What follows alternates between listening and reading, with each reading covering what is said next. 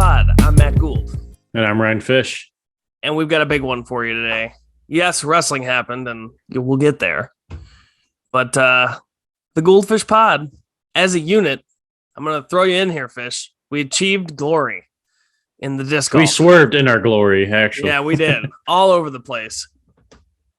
Back when this podcast first started and we added our disc golf segment, the original plot was always following our path to an ace, a hole-in-one. And I am happy to report that in this last week, I have gotten myself a hole-in-one. It was awesome. I don't mean to step all over you here right at the beginning, Fish, but I'm going to take everybody on a journey here. It was a hot one.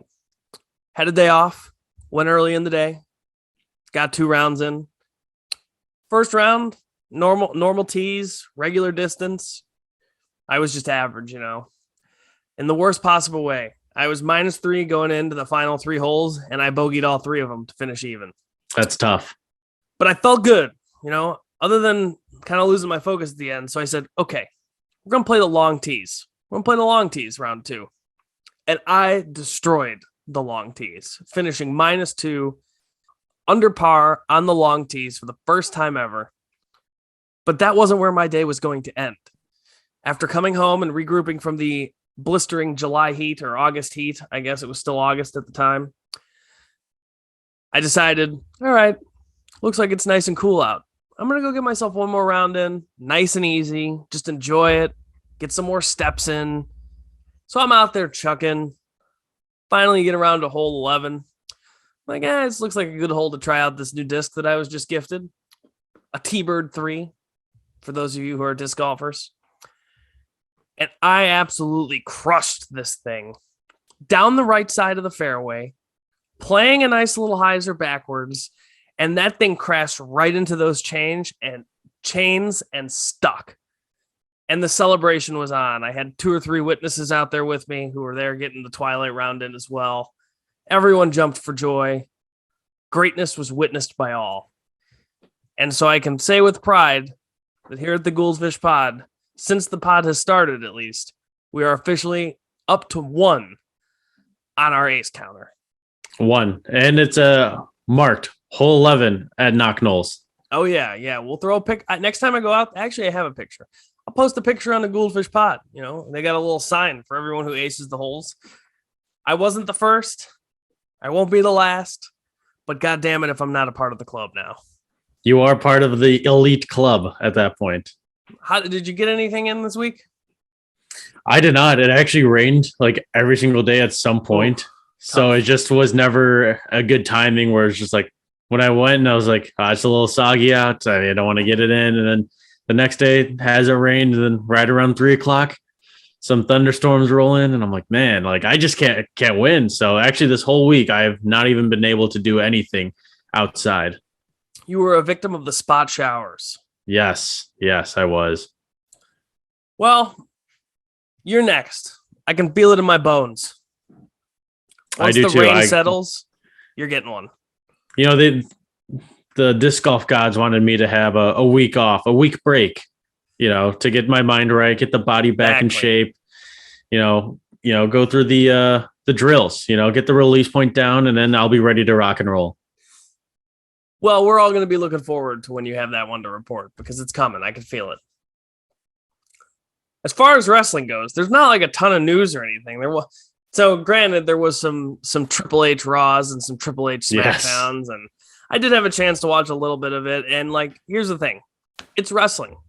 And that's more than I can say about the show from even a month ago. There were some good matches. Raw is still way too long. I don't know. Some people are not used to being allowed to talk normal, it would appear. So there was still some weird talking going on, but it all seemed better. But here, at the end of the day, it's finally wrestling.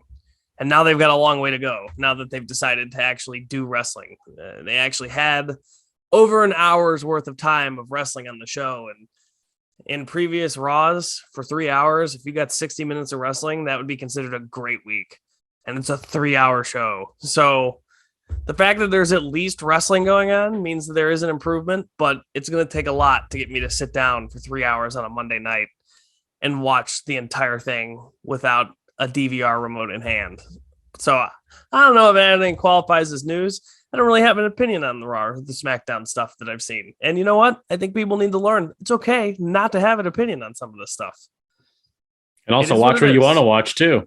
Exactly. And, I've kind of fell into my lane. I've got too much AEW to watch as it is.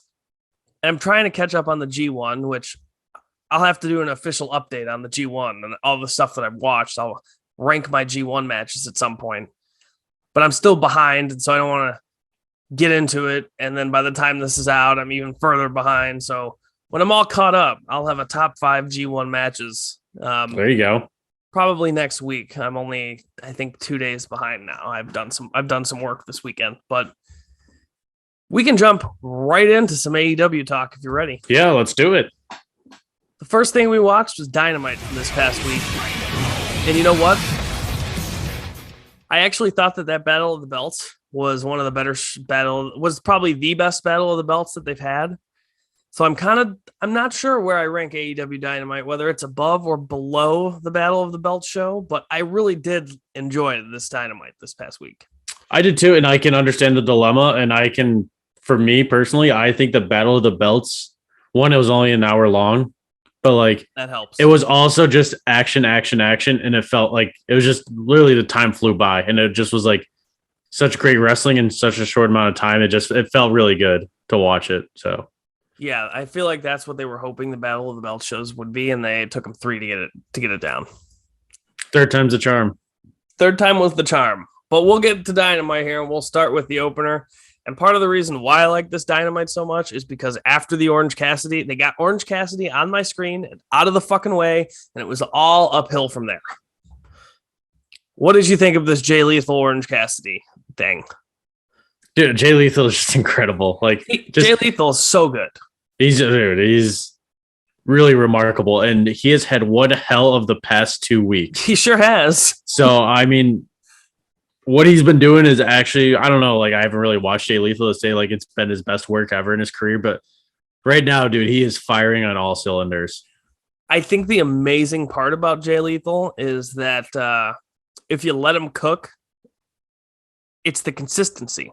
Yes. I'm sure there are some people who will sit there and go, oh man, when he was the longest reigning television champion or when he was the double champion, that was the best work of his career. And maybe it was, maybe it wasn't. But to me, I've been watching Jay Lethal since I think 2017 or 18 when I first started watching wrestling again. And I went back and watched some of his older matches, and the man is a model of consistency. This is just what he is all the time if you let him cook. Right. And I think that's the most amazing part about Jay Lethal. Yeah, no, I mean, it's, we talked about it with Orange Cassidy. It's, you have the tools available, and it's how you make them work differently to make it appear different from any other match. And Jay Lethal, another notch on his belt, because we talked about Will Ospreay doing the same thing, even Tony Nese doing the same thing. Jay Lethal, just put him on the list. Honestly, I think Jay Lethal is right behind Will Ospreay as far as getting the most out of Orange Cassidy. But I will say, ever since that Will Ospreay match, I was already waning on the Orange Cassidy and the best friend stuff. I mean, that's well documented. But after that match, I have no desire to see him ever, because that's as good as it's ever going to be. It'll never be better than that until inevitably, somehow, somewhere down the line, Orange Cassidy and Will Ospreay wrestle a second time. That is his best match to the date. Yeah, and I mean, Jay Lethal, amazing, and I give him all the credit in the world. He's definitely in that number 2 slot as far as matches had with Orange Cassidy. But we know the shtick. At this point, I'm watching the matches just so that I can watch the other guy and see how he makes it work. And of course, we can't even get through the opener without the best friend showing up in a trench coat, which is a throwback to some angle from PWG that no one fucking remembers and had to be tweeted about after the show was over as a reminder. And I'm like, I didn't. Yeah. How am I supposed to know? Oh, cool. Who cares? It was dumb then, and it's dumb now. At least back then, they were actually the participants in the match and not a huge distraction. But yeah, cool. They got to stack each other on their shoulders, wear a trench coat, and be taller than Satnam. and they made a big deal about it. Meanwhile, a match was going on. Like, just stop. I hate that shit. And it's also probably infuriating that Chuck E. T is still there too. Hey, look, I'm surprised that Chuck E. T didn't drop him. He dropped Moxley, almost killed the world champ. And look, if you're Trent and you haven't left the best friends, honestly, falling off the back of Chuck Taylor's shoulders, I don't know that you don't deserve that. I hate to say it, but, we're approaching that territory. But now, the best friends, it's got to be done. Like, give them a break, give them a hiatus. I don't know, but it's too much of them too often. And I'm just glad that it was the first thing on the show and we got it out of the way. And props to Jay Lethal. Yeah, and also, I did not expect Jay Lethal to pick up the I didn't either. Win like I did that, not either. So thank God. And it made sense because they were going to do the TNT title match. So correct. Thank God he was getting that match, because if he didn't have that match coming up, he definitely would have lost that. He definitely would have lost. Correct.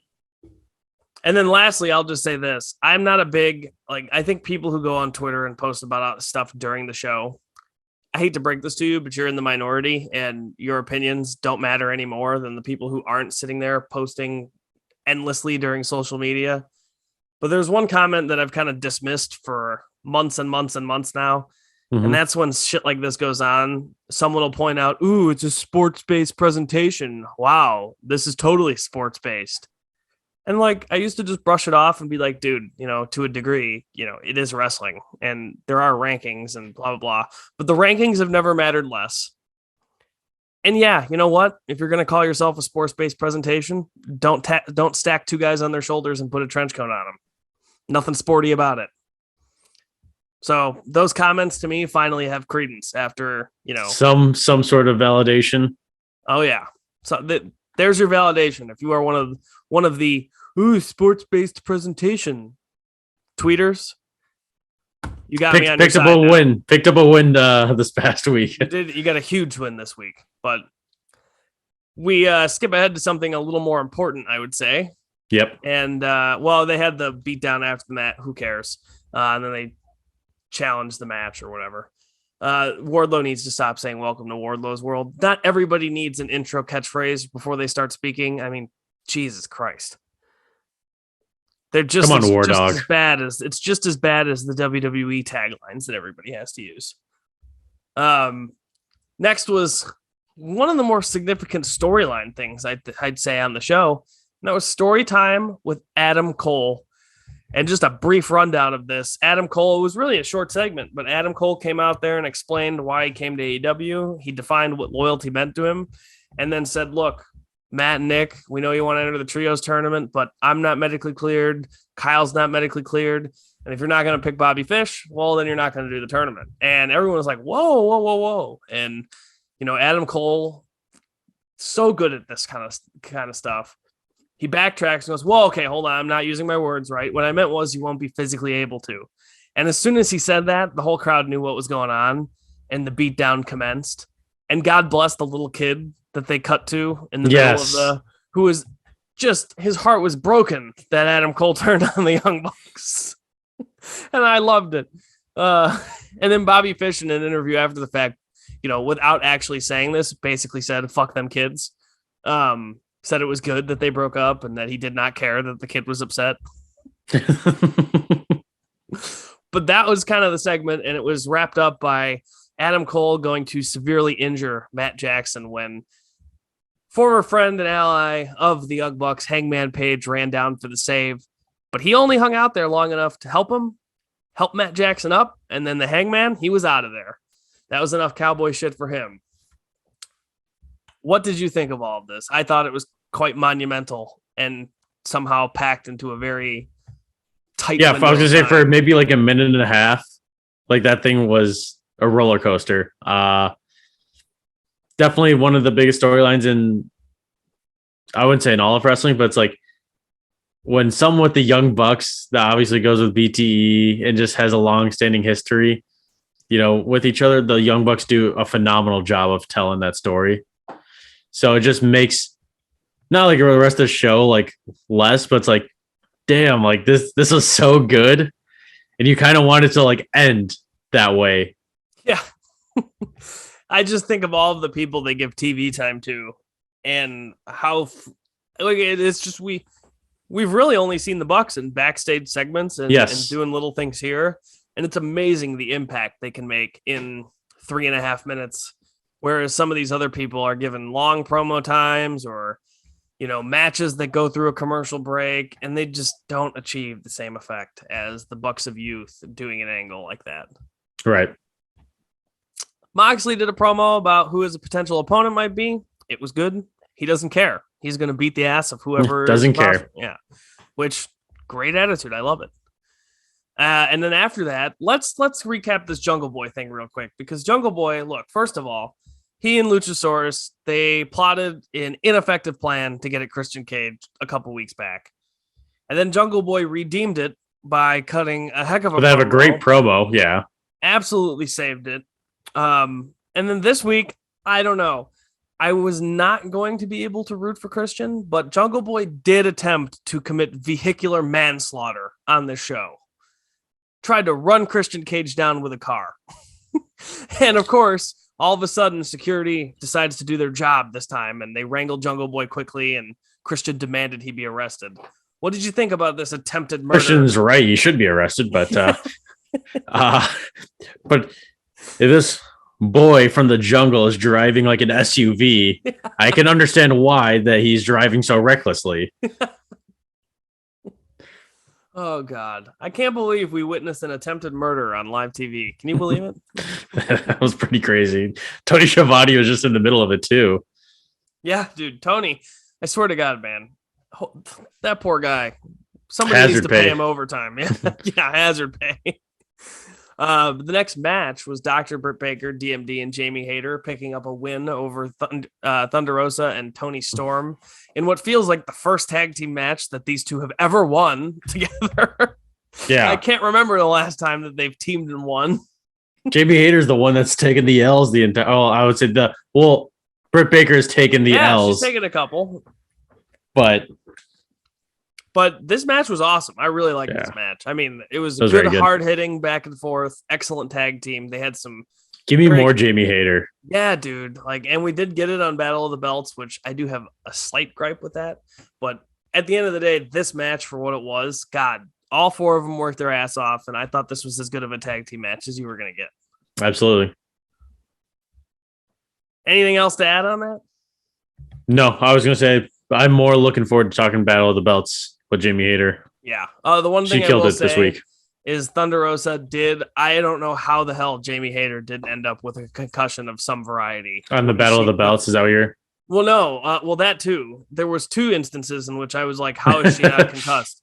During the Dynamite match, there was a pinfall where Jamie was pinning Tony Storm, and they cut the camera really, really tight on the pinfall. Mm-hmm. And out of nowhere, Thunder Rosa comes in with like a missile drop kick right to the back of the head, and like, yes, so hard. I didn't even know how she got up after that. I mean, good Lord. Well, 2 missile drop kicks to the head in 1 week is. She has earned a week off. That she has. The next thing we had was the Sammy Guevara and Ty Conti marriage that somehow is interrupted by Eddie backstage. He says no one cares, and he wants to match it all out. Again, making great use of the time he's given. I'll phone him in again. I need the Eddie Kingston calling into the booth. Phone him in. Great. Then they recapped Powerhouse Hobbs turning on Ricky Starks, just in case your heart wasn't broken enough the first time. They made sure you remembered that shit, and goddamn, it was demolished. How sad. How sad. It hurt. It hurt. And that was the segue to a Powerhouse Hobbs squashing some jobber. And then after the match, Ricky Starks came in, attacked Hobbs, but Hobbs did get the upper hand and killed him with a spine buster. He does have a nasty spine buster. It is pretty nasty. Miro did a video promo about he doesn't really know what to do with this whole Malachi Black thing. And there really wasn't a whole lot here. I don't know. I mean, it was good. It was one of those where like, we'll see where it goes. It's one of those confusing things where it just was thrown in randomly. Yeah. Love hearing from Miro. Love his promos, but I like the promos where he's talking about redeeming people better. Yes. Darby Allin and Brody King, kind of a little hype video. And apparently the reason this would have been nice to know before they've already had one match and an encounter. I would say basically 2 encounters. Yeah, it would have been nice to know that Darby is the entire reason that Brody King got looked at. And now all of this makes a lot more sense, which, like, I get it. They don't have to give us all of the breadcrumbs right away, but that's a pretty goddamn important breadcrumb not to give us until after they've already locked horns once and Darby got eliminated by him. It makes sense after they locked horns the first time, and you could like explain that and actually going into a match. But also, and it didn't have to be a big deal. It could have just been like a little morsel, and then they elaborate on it. Instead, this is the first I'm hearing it. Also, Brody King still not doing his research on coffin matches. No, he's not. So hopefully Darby gets the big win here. That's who I'm rooting for. Next was Christian Cage defeating Matt Hardy in a match that was way better than I thought it had any right to be going into it. I did not have too much hope for this one. Was it just me, or did Matt Hardy, and granted, the bar wasn't high, but did Matt Hardy, is it just me, or did he move way better than he had been moving in the past? One, he actually did not look stiff for once running. Yes. Like, he actually, like, ran, and I'm like, oh my gosh. I was amazed. I was glad that whatever he did, whatever the time off that he took, I'm glad that he did, because it did wonders for him. Instead of walking like a 2x4, like he was actually like moving. Yeah. Instead of walking like a man made out of 2x4s. After the match, Luchasaurus came out, and Christian, he was not really having this, but it was a distraction to allow Jungle Boy to attack from the crowd, and Christian got away again. These baby faces and their ineffective attack plans, man, I tell you. Yeah, Jungle Boy has to do some more research, because I mean, Christian's better than the Gun Club at dealing with things, and the Gun Club demolished Jungle Boy. So dude, all I know is some of these attack plans by the Luchasaurus and Jungle Boy, it feels like they spend all of 5 minutes chatting about it. Like, they got to be a little more elaborate. This Christian is elusive. But the Christian is a pussy shirt, I popped. That was hilarious. I popped pretty big about that. I bet you they're not going to be selling that one on AEW. No, they will not be. Daniel Garcia back to call himself the best technical sports entertainer of all time. Said that when Danielson's back, he's going to slay the dragon again. Cool. Any thoughts on the Daniel Garcia? No, I just love it when he calls himself the sports entertainer. I think it's hilarious. I love when he says that he is the best sports entertainer, the best technical sports entertainer in the world. Pac defended the All Atlantic title against some guy named Connor Mills. Okay, so this is the title that we're never going to actually see defended. He's just going to defend it in Europe. Hey, all over Europe. Yeah, whatever. Different strokes.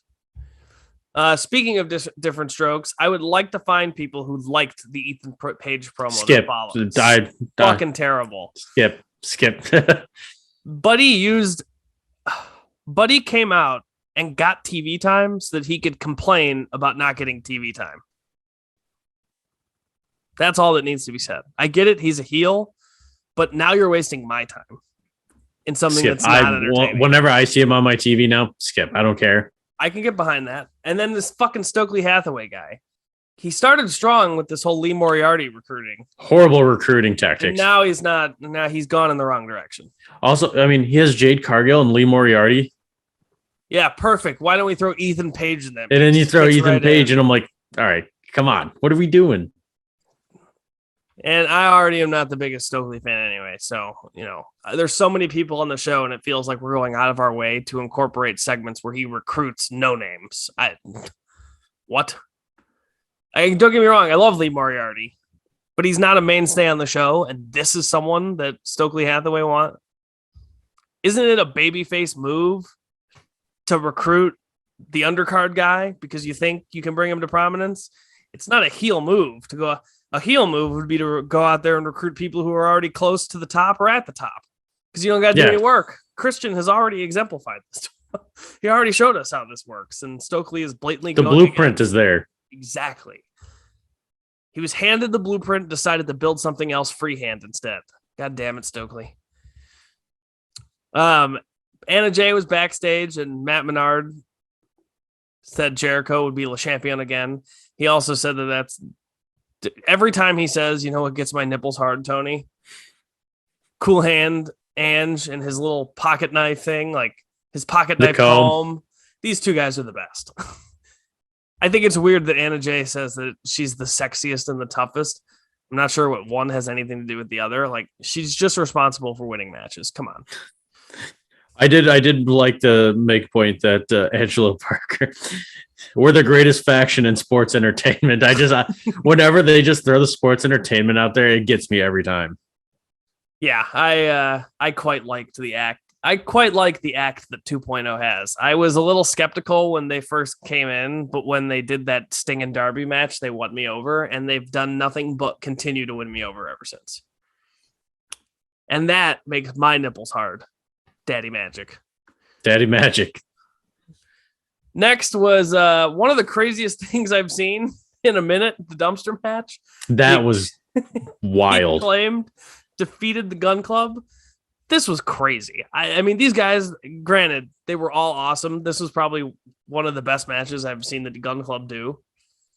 And obviously the Acclaimed more than carried their weight. All kinds of crazy bumps. The selling that the Gun Club does, top of the line every time. Like, I don't know. What did you think? This match was probably the most fun I had watching a match. Yeah. Like the only way to describe like watch this match, like it was fun. Dude, and also hilarious. Like the Gun Club comes out first, and Billy Gunn is kind of lingering on the stage. So the Acclaimed runs out, beats the shit out of Billy Gunn, beats the shit out of the Gun Club, and then does their entrance, which, like, brilliant. You had one guy waiting for you at the top of the ring, and two others that were probably going to jump you as you came down.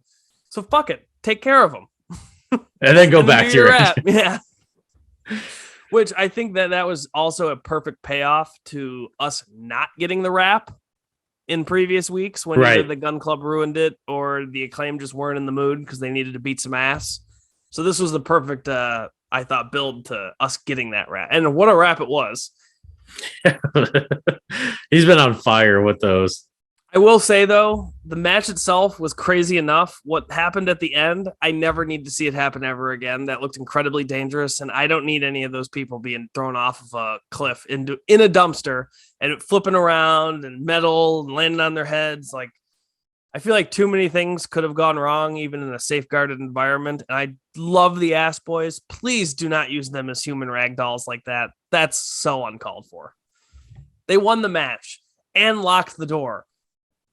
It would have been funnier if they had wheeled him backstage, and then the gimmick for like 2 weeks was just that dumpster in the background that the Gun Club never got out of. And then after a promo, you just hear him like banging on it, like, come on.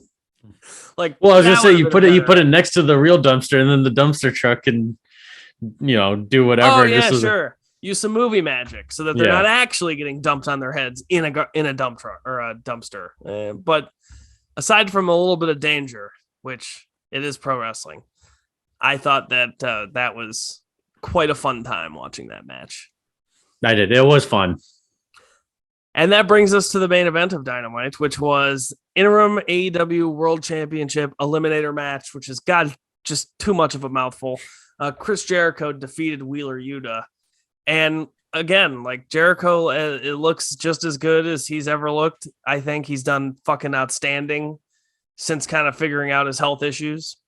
And obviously, Wheeler Yuta, great technical wrestler. He made all of the classic Jericho spots work with his spot. It was just, I really liked it. And there wasn't... well executed. Yeah, and there wasn't a bunch of ridiculous interference because they ejected people right out of the gate and we didn't have to worry about it. Right. And then I thought that doing the Lion Tamer submission rather than the traditional Walls of Jericho, holding on afterwards to get Moxley to run out, priceless. Genius. I really liked it. So overall, other than the opener and the Ethan Page, I thought top with the exception of those two parts, I thought this was a great Dynamite. Yeah, I mean, everything was very well done. And like I said, when the show's moving and like you feel like it's not going by and it's like already like an hour and a half into it and you're like, oh man, like it's almost over. Like that's when you know it's a good show.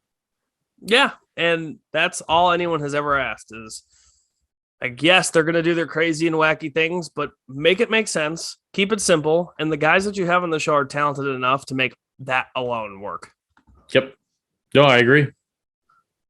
So we can move on to the Rampage show here. I'm not going to lie to you. There was a remote in my hand, and the fast forward button was in fact used on this show. So we can kind of briefly hit on some of these things. The show opened with the Jon Moxley and Mance Warner match, and I'm not going to lie to you. This was a fast forward for me. I've watched Mance Warner from the front row of many indie shows.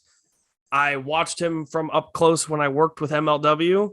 I am not into him. I don't understand it. I'm open to being wrong, but I have not seen anything that leads me to believe I'm wrong in all of the many examples that I've got to see him work. I've been pretty up close and personal. There ain't nothing special or fantastic about it. And the gimmick is he's a drunk guy who's very Southern.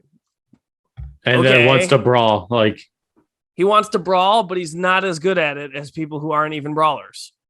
So I don't know. I don't know the last time I watched one of his matches where weapons aren't used. And, you know, I guess there aren't rules, so who cares? But, you know, I care. Like, I care. So, and yeah, Moxley introduced a weapon first, but I don't know. This is one of those things where the Rampage ratings have been so bad lately, and they had an all-time low a week or two ago, that I'm just sitting here going, well, no shit. I get it. There's a pocket of people on Twitter who really like Mance Warner. I had no idea who he was until and see, that's the thing I don't think they get. You are here doing a podcast mostly about AEW wrestling, and you don't know who Mance Warner is. So the expectation that just because there are people on Twitter who happen to know who he is, that's enough to put him on TV in a world title eliminator match. I mean, the guy should not even be able to sniff a title in AEW. He's never even been there. He's wrestled a match. Right. And it was on Dark, and somehow he qualified by beating a bunch of other people from another company. Like, it just doesn't make sense. So stop listening to the schmucks on Twitter who have really nothing better to do than love every single wrestler that's ever stepped into a ring before. Their opinions, as much as I don't want to say people's opinions don't matter, their opinions do not matter because they are not the like majority you said, of your show, of your Jon audience. Moxley's about to wrestle for Chris Jericho, and we're throwing this match out there. It wasn't necessary. Like Jon Moxley himself is a draw, but at the same time, like if I'm a big Jon Moxley fan, I'm not sitting there going, oh, I can't wait to watch the Moxley match. I'm a huge Jon Moxley fan. I put him in number one in the rankings all the time. It's because I love the guy. But I'm not going to just watch because Jon Moxley's on the show. Right. Especially if he's wrestling a guy who I pretty much know the outcome. And he is like, there's no... Just associating someone with Moxley in the world title isn't going to make people watch in greater numbers. And what you need right now, because the numbers are so bad, is people watching Rampage in greater numbers. And you can't just throw random title matches on there and think that that's going to do the trick. It's got to make sense. I agree. Yeah, everything you said, I agree. Yeah. So did you actually watch the match in full? Or I did, yes. Okay, and what did you think of the entire show? I think it started out good, and then it just was repetitive after that. Because it started out of just like where it's like I felt like, you know, it's going to be a brawling type of match, and like you said, like he's not the best at it, definitely not the worst, but it's like it was okay. Like that's I'm not gonna sit here and tell you he's bad. He's just a guy, and the reason that he ends up coming across not as good is because, well, and you wouldn't have seen this, but I see it and I've kind of experienced it. People talk about him like he's this fucking phenomenal guy and that it's a travesty that he hasn't been signed. But that's all he is. What you saw in that 11 minutes, that's what he is all the time, always. Sometimes with more blood. That's it. So I'm not here for it. I Right. definitely fast forward after we got back from the first commercial break and I just wasn't into it. I fast forwarded to the end. Yeah, no, I mean, I can understand that. Then we had Ricky Starks getting recruited by the factory backstage, which good for QT, trying to get Ricky Starks, but I respect what he's doing, but got to have a little feel, QT. You ain't getting Starkman Jones to join the factory. But Nick Camarado looked good though. Nick Camarado always looks good. We had Konosuke Takeshita versus Ryan Nemeth in a beatdown. Yep, and then he beat down Peter Avalon for good measure. Peter Avalon tried to get into the mix, didn't work out well for him. No, not at all.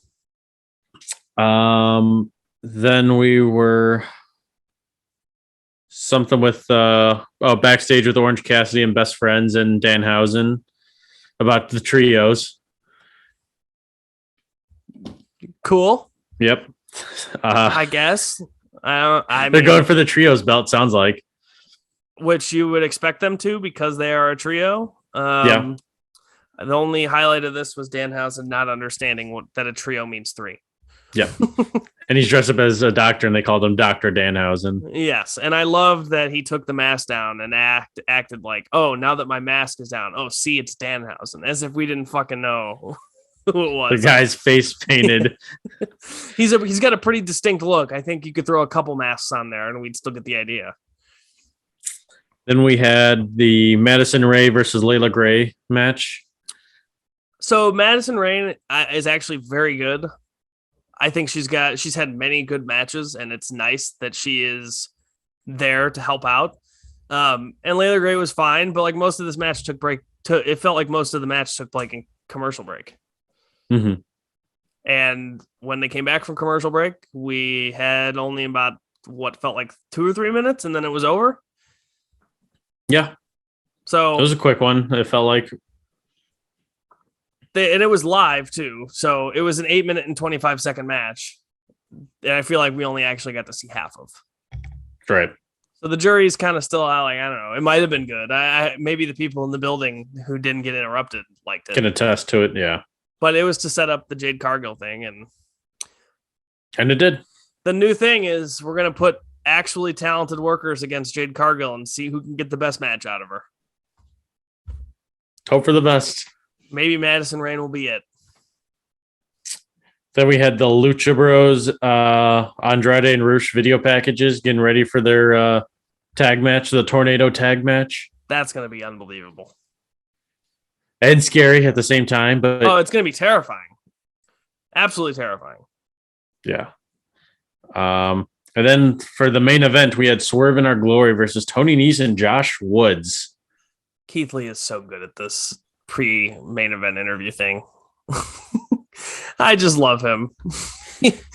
He's just so different and speaks so much smoother than everybody. And yet somehow I would be, if I were his opponent, I would be afraid. Like he's that nonchalant and he's going to go out there and absolutely destroy us. I would be terrified. Not only is he doing that, but he's expanding your vocabulary as beating you down. And he does it in a way where, like, I'm happy that he's educating me. Like, I bring my thesaurus out, Google some words, Keith Lee. It's a learning experience. Teach me things, Keith Lee. I love it. Keith Lee, man. He's been on a different level since joining AEW for sure.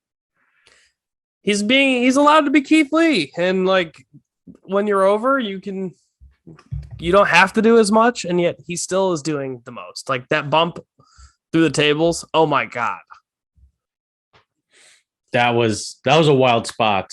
that really was. The protein powder thing was funny. Yeah. Oh, go ahead. Well, I was gonna say I give still Tony Nese a lot of credit as well. Oh, he looked great. Dude, he's been on fire too, and I kind of wish he's starting to become Mr. Rampage main event. I mean, I feel like he's been part of the main event of Rampage for a long time, and I look forward to actually watching his matches. Like, there's nothing that I'm, looking forward to. Was this just a street fight, or was this for the titles? Yeah. It was just a street fight. Okay, Yeah. Okay. I would have had a much bigger problem if this was randomly one of those random, here's a main event title match. So watch our show. I didn't know if it was one of those. It was. I don't remember seeing the titles there. Okay. Besides, like after the match being Yeah. put on them. So. And I don't think the commentator said it either. So I'm guessing it was just like a grudge match. My only complaint again is I would love to want to watch Rampage. And like this was an awesome street fight. And I do love watching Tony Nese wrestle. But you're telling me this is the hottest storyline that you could put in the main event of a Rampage? No, I agree. I agree with what you're saying. Like I want to watch. I don't want to be like reluctantly watching and then go, oh wow, that was really good. Like that. You don't want to be a surprise. Like you want to go in with the expectation. Yeah, I want to get things that I know I'm like, oh, I'm excited for that. And this Rampage has just been missing it for me. But the actual match, in a pretty bad slump the past few weeks. Yeah, but this match itself, like Josh Woods looked awesome. Like when they were, like I don't know, dude, they were all over the place. So when Josh Woods was like on the ring apron, teasing like suplexing Keith Lee off of the apron, I was like, oh God, like please, for the love of God, don't do this. And then afterwards, they hit him with a super kick. And then they hit him with the German suplex off the apron through the table. So I'm like, oh God, they did it. So they got me because usually, you know, you just do the tease and then you don't actually do the crazy bump off the apron through the table, especially if it's a German suplex on a guy that big, but they did it. And Josh Woods. Yeah, Josh Woods looked, like you said, good. And that was the first match I actually saw of him. And I didn't realize like he was in Death Before Dishonor, the judge for Wheeler Yuta's match, because they're saying that he was the pure champion. I forgot about that. So I was like, I feel like I saw him before, and I'm like, the name sounded familiar, and then I looked it up. I'm like, oh my gosh, like this is the same guy. But yeah, kudos to Keith Lee for going through that table. Kudos to the guys for the way they set it up. You know, it's so easy to just send the big man through the table. And they took me on a roller coaster where I thought they weren't going to get it, and then, God damn it, they got it. Yeah. But it did give Swerve the opening in the ring, and he ended up giving the back body drop on the chairs, and then he did the double stomp onto the chairs. Big celebration at the end of the show. It was awesome. Loved the main event. But, you know, overall, this was as a whole, it was a skippable show. Yeah, I mean, very, very well could be, and you know, for the most part is. But when you don't have anything progressing, or like even just bigger matches, like it's just hard to kind of get behind. It's just stuff for the sake of stuff. And that never actually works unless the stuff is all-time great. Yep, but we can definitely move on over to Battle of the Belts 3. 24 hours later, they immediately rebound strong with what I thought was a very strong show. Absolutely. And also, I might be wrong, and I'm not going to go back and look, but wasn't it just like 3 matches where there was only one commercial break in each match? I felt sure like they said they went to picture in picture and they like didn't. You're right. I think that happened once. So there was, but still, it felt like it did not feel like the commercials. I felt like there was hardly any commercials, if that's what you're asking. Yes, that is very much. It felt like and if they were there, I didn't notice them because they did not impede on the matches like they tend to sometimes. Like the Madison Rain one, they wrestled for a minute and then they went to commercial, and I felt like I missed most of the match, and that didn't happen with any of the matches on this Battle of the Belts show. Well, tell me what you thought of the TNT Championship match to open things up. I mean, I can't praise Jay Lethal enough, but Jay Lethal just killing it right now, and Wardlow was really good too. So I thought it was actually a pretty good opener, to be honest. Yeah, I liked it. I was like kind of a little shocked at how quickly it ended, but I also was like, you'd like to see Jay Lethal get a little bit more, but at the end of the day, he's a heel. They all beat him down after. And I think you've got to have Wardlow continuing to kill people without letting the match go on too far. Just he's got to stay dominant if they have any hopes of maintaining the momentum. But I could have definitely done without the post-match stuff. But they are going to build to this Wardlow powerbombing Satnam Singh, and it's going to be fucking awesome when he finally does. It's going to be so electric when he actually does it. So look out for that. I just hope that we don't have to wait for them to wrestle to get it, because I do not need to see a Satnam Singh versus Wardlow match. That might be a tough watch. That could be death television until the powerbomb actually happens. And the chokeslam, props to both guys. Satnam made that look like it was absolutely brutal, and Wardlow went up and looked like he was going to fly through the building when he went up for that chokeslam. He went up so high. I mean, you realize like how big Satnam Singh is, and then you just see him pick up Wardlow, and just like, I'm like, oh my gosh, like Wardlow's up there. So I will definitely give props there. And one of these days, that powerbomb, man. It's coming. Yeah. Let's see. Next, we had the women's title match, right? Yes. Was there anything in between? Yes. No. Okay. That was literally the 3 title matches. Yeah, that's right. It was just boom, boom, boom. God, that's why I love the show so much. See, now you're questioning yourself if there was any dumb shit that happened in between the matches. Yeah. A day after the Rampage, and having to watch some of the weird segments on the Dynamite. It's nice to just title match, boom, boom, boom. Even if they weren't title matches, like I know it's Battle of the Belts, but dude, just give me some athletic wrestling. And then go about your day. Yeah, that's not that hard.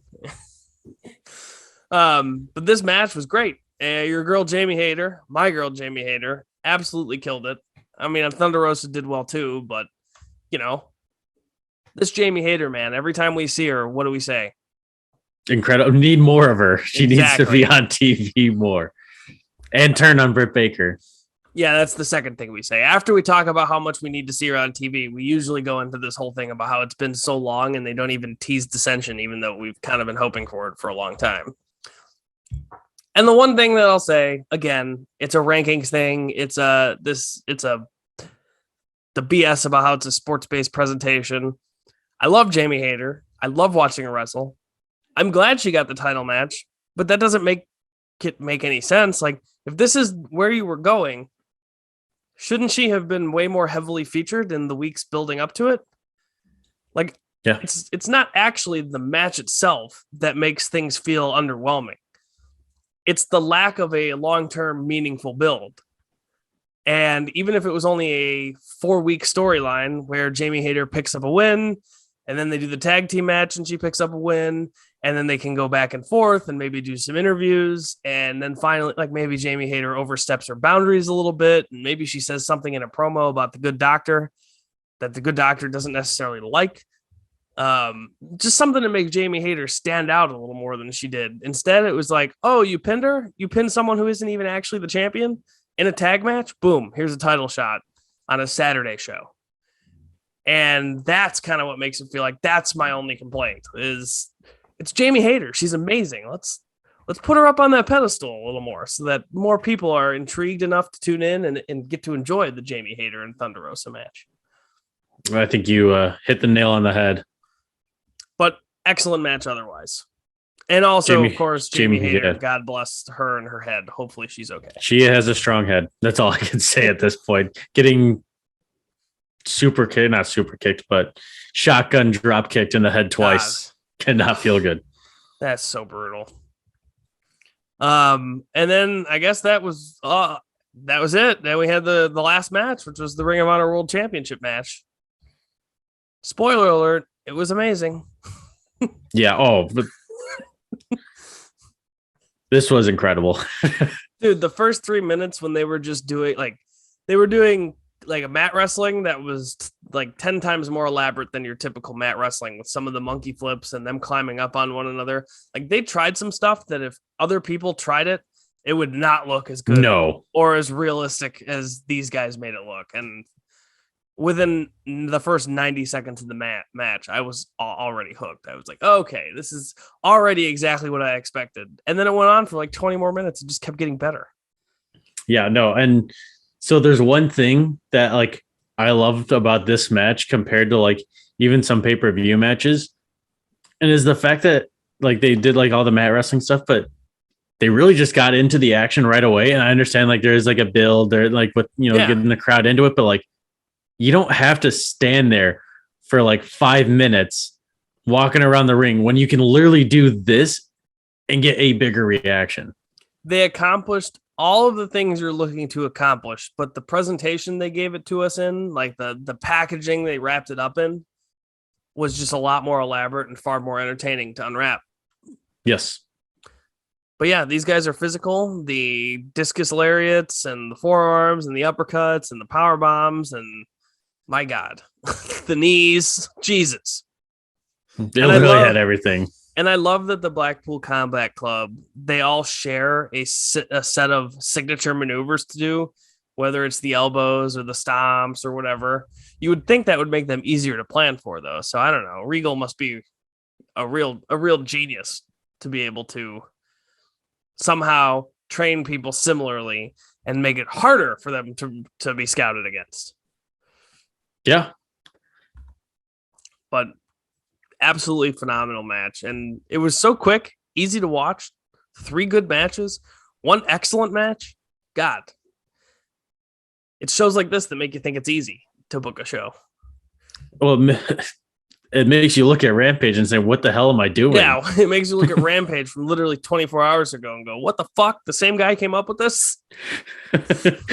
Literally. But a lot of AEW this week, and a lot of it was good. It was far more good than bad. That's for sure. Correct. Any closing thoughts on any of the things you watched this week? No, I think you're going to enjoy my top 5. So, all right. Well, then why don't you kick us off? Give me number 5. Number 5, Jay Lethal. Oh, okay. Dude, he was number 4 for me last week, and I will say he did get bumped out this week. I had to factor in the loss. I had to. Understandable, but he was part of Ric Flair's last match, so I think that has a lot of that as last week. Okay, all right, fair enough. Happened on Sunday. True, fair enough. But hey, that's splitting hairs there. He's not an unworthy candidate, that's for sure. Was he on every single show? 3 AEW shows? Was he on? Was he on a video package on Friday? No. Other than when they announced it, I don't think there was one. At least I don't. Okay, because I was about to say that might be a record of 3 AEW shows in 1 week. After coming off of Ric Flair's retirement match, which honestly, the fact that he kept Ric Flair alive is why I put him in the top 5 from last week. My number 5, this is a little unorthodox. You might raise an eyebrow at this one. Okay. My number 5, after long, deliberate thinking, is Christian. Because this fucking Jungle Boy just can't get his hands on him. Elusive. Christian is one slippery guy. And he's always one step ahead of the Jungle Boy, seemingly.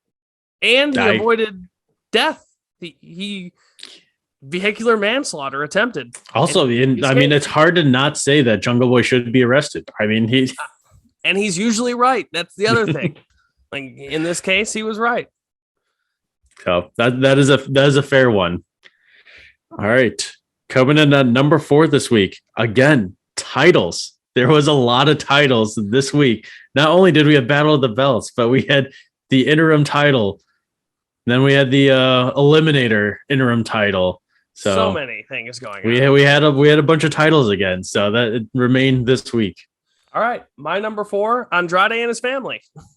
Think about this. On Sunday, his father-in-law, wrestling legend, he's married to Charlotte Flair. I don't know if you knew that. I did, yes. Okay, so his father-in-law wrestles his last match, and he was on the winning team for it. He got the assist in the match, too. Put the brass knuckles on Ric Flair's hand because Ric was physically incapable of doing it himself. And they picked up the win. And he looked great. Then he's been talking for months about how he wants to bring his whole family to AEW. his whole family starting to make their way over. You got Roosh getting chances at the world title. You got Dragon Lee on a Ring of Honor pay-per-view. It's only a matter of time before Dragon Lee is on AEW TV, and we've got all these guys. And that was Andrade's goal. So number 4, Andrade and his family.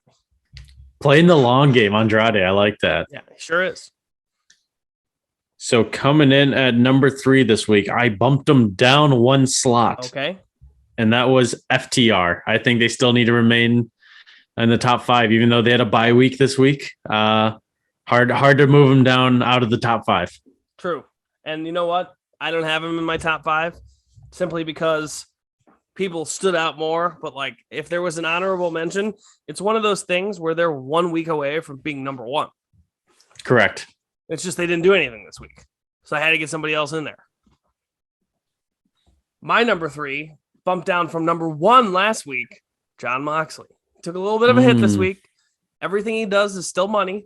Promos, money. Most matches, money. But he did have to wrestle Mance Warner this week, which meant I had to skip a match. And I don't like doing that. So I have to give him a little bit of a knock. But hey, he beats Chris Jericho in a good match. Sky's the limit again for Jon Moxley. Number 3. Coming in at number 2, and it will probably be out of my top 5, is FTW. Oh, no. FTW was demolished, ripped apart, and a part of me died. Oh, wait, Team that Taz night. Or the title? Like, what are we? Team Taz. Since Okay. Taz, it's no longer. They're splitting brands now. Yes. That was just Hook and the FTW. It's just the brand split of no more Team Taz, just FTW. I'm sad to see Team Taz go. I did pour one out for Team Taz this week. I had to. And Taz, of all people, the guy was shaken up. I hope he recovered, and I hope he took some time for him. And what a powerful segment he had for that 30-second to explain why. And he literally recapped it all in such a short and effective manner. I'm like, damn, man, this hurts. Again, there are guys that Ethan Page got way too many minutes of promo time and didn't accomplish what Taz accomplished in these 30 seconds here. That is true. My number 2, staking a claim again in the top 5, actually keeping their same positioning. Coming in at number 2, rumors about people returning from injury. Now, you had Adam Cole turn on the Bucks, and Hangman came to their rescue. But, where does Kenny fit into this equation? Trios tournament, Kenny Omega, Adam Cole turning, Kenny Omega returns. Who knows? Bryan Danielson, not on the shows, disappeared after a match with Daniel Garcia. He's going to return again, so we're going to talk about that. Plenty of potential returners from injury still coming up. CM Punk, is he going to be ready for All Out? Is he going to be ready for Full Gear? Who knows? We don't know. So let the rumor multiple mill run returns. Wild. Yeah, let him run wild. Let him go crazy at the rumor mill. The rumor mill is looking like they're going to have some strong business. It's busy season for the rumor mill. I like that. That is a very qualified number 2. So coming in at number 1 and actually remaining number 1 is Claudio. Big time. He had a huge win this week, and hard to knock him. It goes without saying that the Blackpool Combat Club dominates the Gould-Fish Pod top 5. Usually does now. My number 1, and I had to do it, even if it's only for a week. Number 1 in the Gould-Fish Pod top 5 on the Gould side of things is me, myself. Well, you had the ace. I expected nothing less. I had the hole-in-one, putting a notch in our belt as far as hole-in-ones recorded go. I felt like I would be doing the fans of the show, all 12 of you, an injustice if I didn't put myself at the top. You got to get the little tally marker, tally 1 up for us. Yep, absolutely. So that's my top 5. A lot of quality movement in the rankings this week. Well, lastly, before we let everybody go here, we've got match of the week. You want to go first, or would you like me to go first? I will let you go first. All right. Okay. So this, I actually had to do some careful deliberation because there was a number of things that I really did like this week. But at the end of the day, I had to throw it to Takeshita and Claudio, just because when they started, they moved so fast with such precision that it was the only match all week. There were plenty of matches I enjoyed, but it was the only match where the technical ability of the guys left me with my mouth open. And I'm like, unbelievable. Like, how do they do this so smooth? Mm-hmm. And it was nonstop for 20 minutes. So that alone, I had to give it to him. And that is my match of the week as well. It was that impressive. And I was just going to say, like you said, there's good ones, but to me, blew it out of the water. Like, I thought this one was head and shoulders above every other match this week. Like I said, there were good matches I liked, but this one, I mean, there's nothing that can compare to this one this week.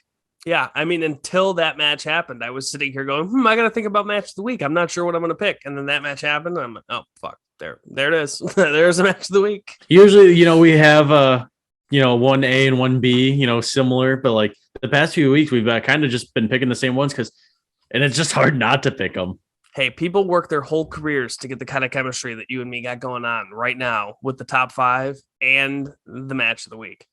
So we're just on right now. What can I say? Gould-Fish Pod itself should be in the top 5 if it keeps this up.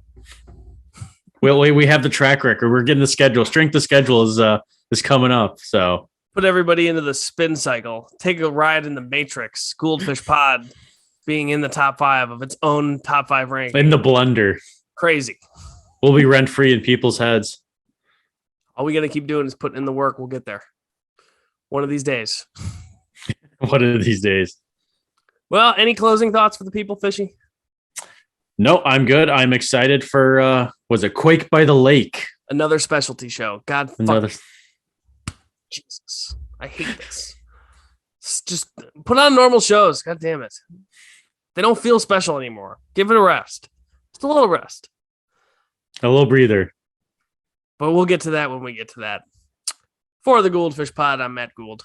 And I'm Ryan Fish. And we'll see you next week.